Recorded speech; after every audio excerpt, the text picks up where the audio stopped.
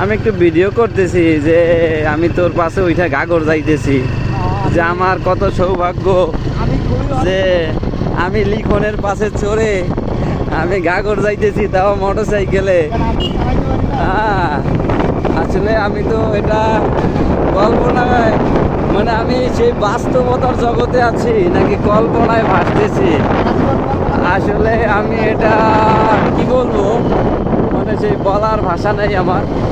সত্যি যে আমার মামা লিখন ইদানিং খুব সুন্দর বাইক ড্রাইভ করে, যার পাশে উঠলে অস্থির অস্থির। ঠিক আছে মামা। মামা তোমার বাইক চালানো নিয়ে অনুভূতি কেমন মামা? অনুভূতি ট্যাঙ্কি ফুটাই গেছে। ও মামার গাড়ির ট্যাঙ্কি ফুটাইয়া গেছে। সে আমারে বললো কি যে মামা তাড়াতাড়ি আয়, নদীর পূর্ব পার গাড়ির তেল সব পড়ে গেল। ইতিমধ্যে একটা সুপারগুলো নিয়ে এসে ওই জায়গায় আটকাই দেওয়া হয়েছে।